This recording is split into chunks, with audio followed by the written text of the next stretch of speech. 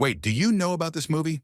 It's called The Channel, and if you love gritty action thrillers with a raw emotional edge, this one's worth your time. Set in the Irish Channel district of New Orleans, it follows two brothers caught in a deadly spiral after a bank robbery goes horribly wrong. But it's more than just bullets and blood. It's about family, loyalty, and the cost of survival. Let's dive into what The Channel 2023 is all about. But first, don't forget to hit that subscribe button and ring the notification bell so you never miss out on our weekly movie breakdowns and hidden gem recommendations. Now grab a snack and let's get into it. Deep in the streets of New Orleans' Irish Channel, known simply as the Channel to the people who live there, Jamie starts his day like any other working-class guy. Haunted by flashbacks from his time in Afghanistan, he jolts awake from another war-torn nightmare. He quietly hands his infant daughter over to her grandmother, gives her one last look, and steps into a beat-up van, blending into the rhythm of the neighborhood like he's just heading off to a blue-collar job. But this isn't a construction site or warehouse shift.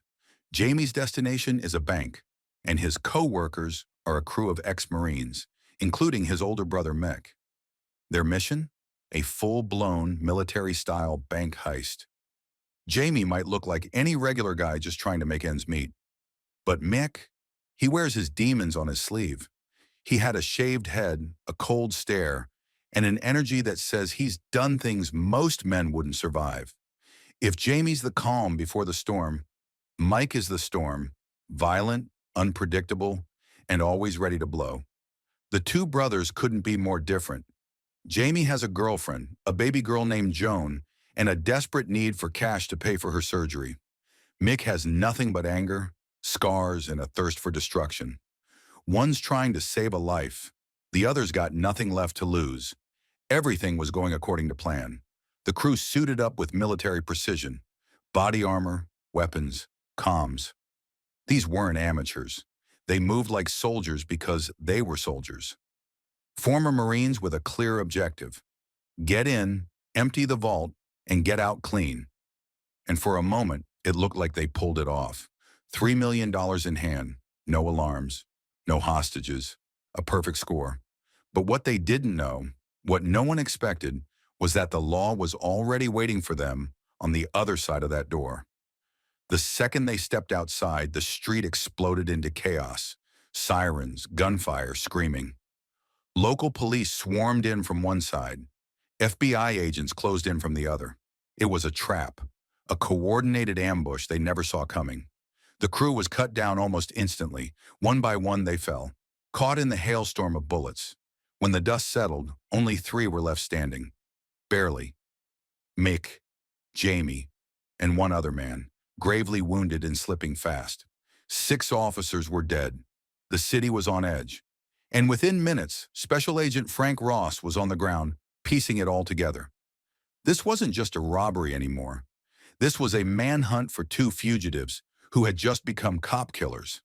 Now with blood on their hands and the full weight of law enforcement bearing down, the brothers had to disappear. Especially Jamie, who wasn't just running for his life, he was running for his family's future. Mike is furious. Someone tipped off the cops. There's no doubt in his mind. No way law enforcement shows up that fast unless they had a head start. And now with half the crew dead, Mick wants blood. He doesn't just want answers. He wants the snitch's head on a platter. To him, this isn't just betrayal, it's execution. The second those doors opened, the crew walked into a war zone. And Mick doesn't believe for a second that the cops came to make arrests. In his eyes, they came with one goal: take them out, no survivors. So no, he's not sorry about the officers who didn't make it, not even close. He believes they got what they came for. But Jamie is not on the same page. He doesn't care about revenge, not right now. He doesn't have the luxury. His only focus is survival, getting out alive and figuring out how to protect the only 2 people who matter, Ava and their daughter Joan. He knows the moment those officers were killed, everything changed. They didn't just rob a bank. They became headline news, national priority. Ex-Marines turned cop killers. And now every badge in the country is hunting them down. But before they could run or plan their next move, there was one thing they had to deal with first: the third man, the one who somehow survived the ambush, bleeding out and barely holding on.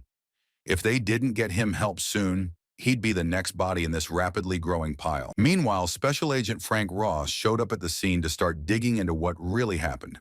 He began by talking to the bank tellers, including Ava, Jamie's girlfriend, to see if anyone remembered anything important. The bank was small, so he found it strange that it had such a large amount of money sitting in the vault. That's when Agent Mike Hayes and Lieutenant Bauer stepped in to help. They told Ross they got a tip from a vice officer who had arrested a man named Edward Smalls. Smalls was the one who had helped Jamie and Mick by giving them information about the bank's security system. That's how they managed to pull off the robbery so smoothly, at least until it all fell apart. Ross sat down with Smalls, pressing him for anything that could help track down the shooters. Smalls claimed he only gave up the bank's details because the men had threatened him. He was scared, plain and simple. He described them as looking like brothers. The younger one wore a small locket around his neck, and the older had noticeable tattoos, names inked on his arms that stuck in Smalls' memory. That small detail was enough. Using those names, Ross connected the dots and identified the suspects as Mick and Jamie Sheridan. From that moment on, it was no longer a question of who, just when and where they'd be caught. While Ross and his team were trying to track them down, Mick and Jamie were busy looking for a way to escape with the stolen money. They took their injured friend to someone they trusted and hoped he would make it. Mick was angry and thought a man named Bill was the one who tipped off the cops. But Jamie didn't believe it. He knew Bill wasn't behind the setup. To stop Mick from doing something reckless, Jamie stepped in and asked Bill for help. The money they stole was marked and easy to trace, so they needed someone who could exchange it for clean money. Bill told them it wouldn't be easy. His usual contact was gone, and the only person in New Orleans willing to deal with stolen cash from a job involving dead cops was a man named Nicoye. Bill warned Jamie that Nicoye would take a huge cut. He'd only give back 30% of whatever they brought in. That meant out of $1.5 million, they'd only get a small portion. Jamie didn't like it, but he didn't have much of a choice. When Ava came home scared after seeing Ross at the bank, Jamie realized how real the danger was. He didn't want to leave his daughter without a father, so he decided to go through with the deal, no matter how bad it was. Mick didn't know that Jamie had already made a deal with Nicoye, and when he found out, he wasn't happy about it. He thought Nicoye would only take a 50% cut, but when the money showed up, Mick was shocked by how little they were getting back. Jamie explained that they didn't have any other options. Ross and the police were closing in fast, and they needed clean money to run. But Mike wasn't having it. He felt cheated. Nicoye's brother, who showed up with the payment on Nicoye's behalf, didn't like Mick's attitude. Reading the tension, he pulled a gun and gave Mick a final warning. That was a mistake. Mick, always on edge, didn't take well to threats. Without hesitation, he pulled the trigger and dropped Nicoye's brother on the spot. Jamie had no choice but to back him up. All he really wanted was to escape. But once again, he was pulled into Mick's mess. With the situation out of control, Jamie had to help Mick and take out the rest of Nicoye's men so they could get away. Ava was falling apart. Watching Mick and Jamie caught in yet another shootout pushed her to the edge. She'd always feared that Mick's rage would drag Jamie down with him, but because they were brothers, she stayed silent. Now the danger was real and closing in fast. She pleaded with Jamie to walk away, to think about their daughter Joan, who might grow up without a father if he kept going down this path. For the first time, Jamie truly understood. Sticking with Mick meant signing his own death warrant.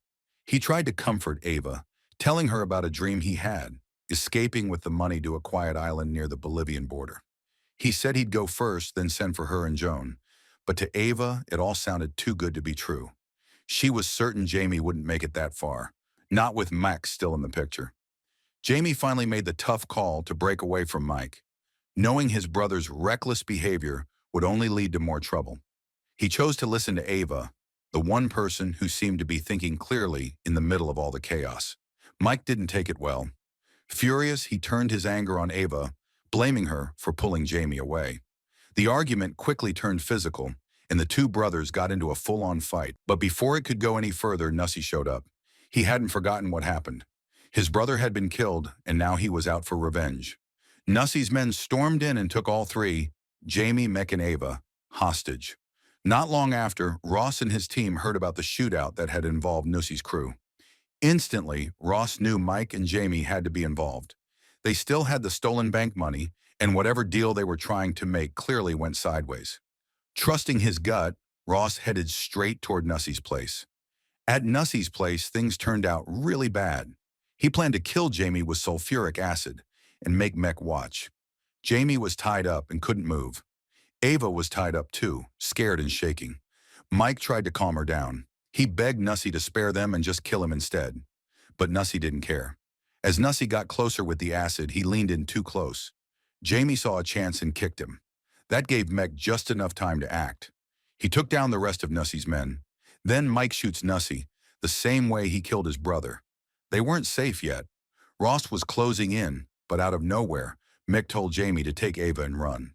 Still, he showed up just in time to shoot the cops who were about to arrest Jamie. Hearing the shots, Ross and his crew knew the brothers were nearby.